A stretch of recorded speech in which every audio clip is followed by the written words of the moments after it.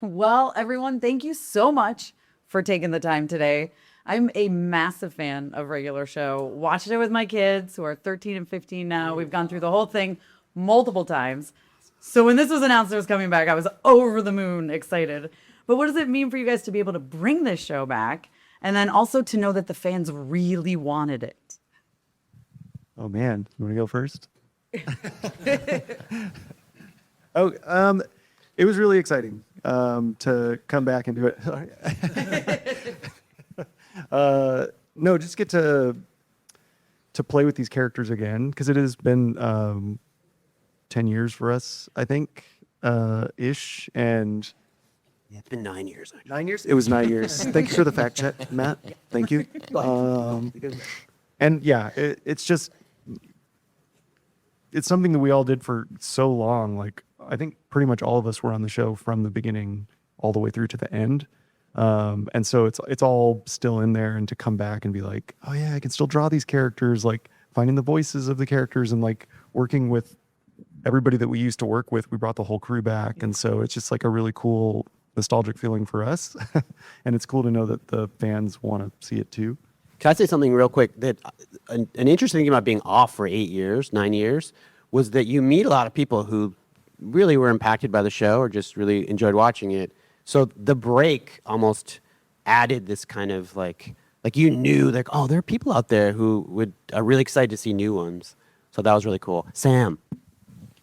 Yes, and as we're talking about it today, I'm realizing like Sean was saying earlier, it wouldn't have been made a point to have it continue right after the last one, but since time has passed and you have this feeling of nostalgia and you're talking about like VHS tapes and like, oh, there's, lost ones. It's like from a long time, it just works with time too, which is cool. Yeah. I was just gonna add that, yeah, like we come across a lot of people who didn't even watch it on its first run or came to the show later, or like through the pandemic, people were just at home watching streaming and like discovering the show new for the first time, and a lot of young kids too, and watching it and getting messages from like the new fans, or even I know you have stories of people recognizing you like out in the world and stuff, and so it really was like time that like to bring it back because there's like a kind of a whole new audience that love the show even more now, so felt like at the right time. Yeah, I mean, I watched it with my husband, and then the kids were like really little towards the end, and then when they got old enough, we were like, "Oh my god, we're gonna watch Regular Show," and we binged it with them, and they love it. I mean, my little one like would take her shirt off and do it, like it was great. But like, what does it mean to you guys to know that fans like love this so much? And then also, what do you think it is about like Mordecai, Rigby, and the rest of the gang that makes everyone feel about them that way?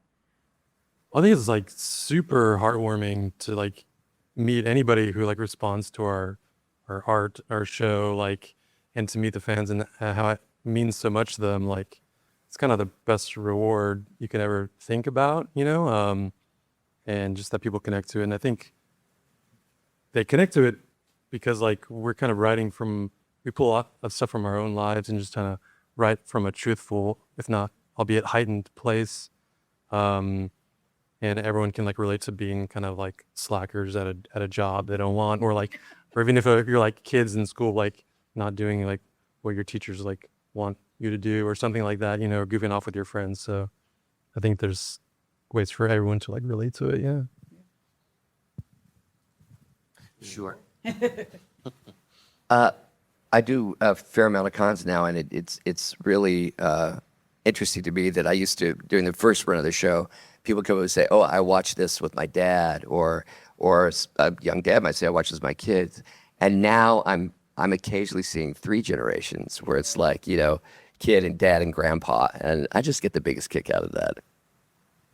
We've had some people work on the show in the new iteration of it, and they were like, I remember watching the premiere in the 2nd grade. Like, oh my God. You're like, "Ooh, thanks for that." Makes me feel so. I mean, I remember crying at the end of it. Like it was, you guys, that destroyed me. But so that's why I was like, yay, we're back. I cried when I read that script. Did you? Yeah. What was your reaction to reading that? Like, I mean, Bill cries a lot, though, to be fair. I did. I don't always cry, Matt. No, I was really like, it hit me harder than I would have thought if you had said, this thing is going to happen to one of the characters. I've been like, oh, that's bad. But like actually reading it and experiencing it as I read it, it really hit me in the feels. It was kind of heavy. And a lot of people I've found think that Pops is like the goat of the show. Like he's so pure. He's so pure and genuine and loving. And the fact that people relate to that, I think is really cool. I'll also say, just to add on to that, into something you said earlier, that I think for fans now to have the reaction you had, like upset, but now to see Pops as literally living his best afterlife is like, I think it's really lovely on a lot of ways, but it's rewarding to, just to fans, but also just in general, just the idea like, oh, he's okay. Yeah. Like our guy's okay. Right, Pops? Oh, yes, indeed. He's just the sweetest guy. I was like, are you kidding me? Yeah. This is how we're ending the show? Like, what are you guys doing? So thank you for fixing that for me. The trauma is over. No more PTSD. But thank you guys so much. I can't wait for everyone to get to see this show. It's so good. And lots more Pops to come, by the way. Just lots more Pops to Good. come. All the Pops. And Mordecai and Rigby. Like, Of course, yeah. everybody. Classic episodes. yeah, amazing. Thank you guys so much for your time. Thank you. Thank you. Well, I'm Tessa with Mama's Geeky here with the cast creatives of Adventure Time Side Quest. Yes. So good. Yes. So glad it's back. Oh, yes.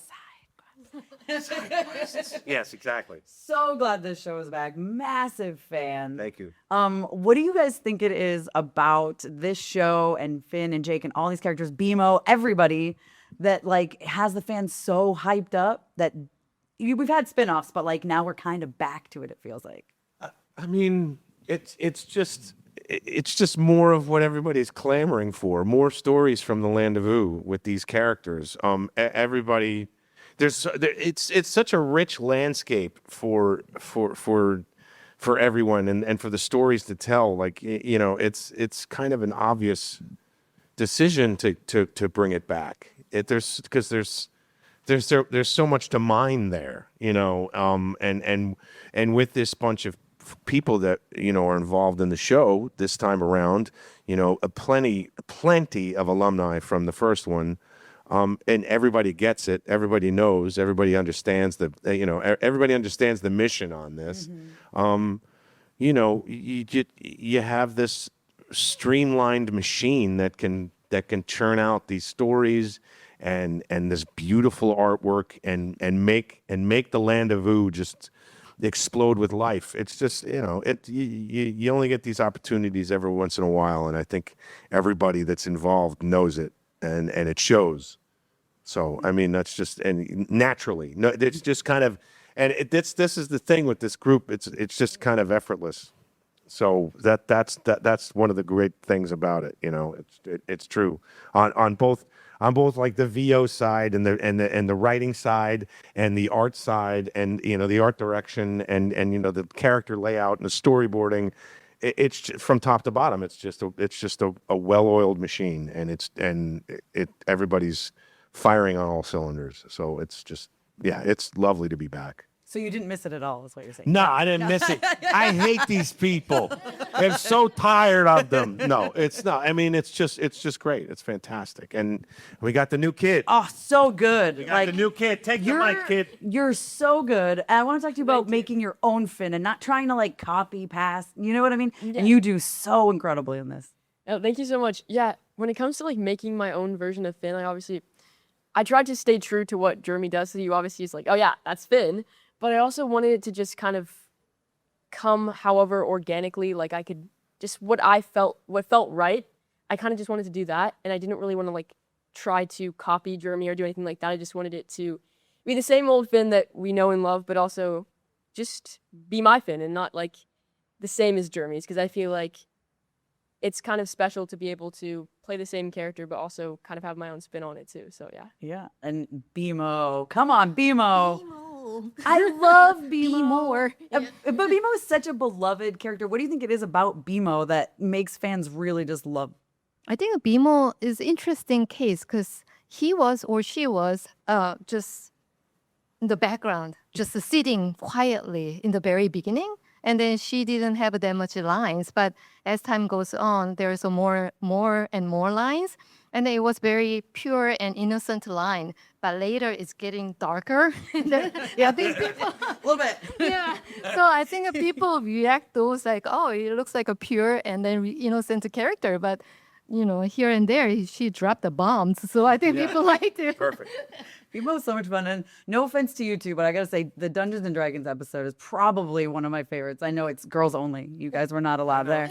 I know, but can we talk about? I know. Let's talk about that episode. Yeah, it was always there was some kind of urge to make some kind of a girls only episode. So there was there's 4 girls, Marceline, Princess Bubblegum, LSP, and Lady Rina-kun, what they do in the their own time, and then they play Dungeons and Dragons. They go to their own adventure, and then it doesn't include main character Finn and Jake. That makes kind of a special episode. So it was really fun, and then I think all the girls actually board artist was girl, and then the other director was girl. So it's yeah. So it was really also the story came up from the girls.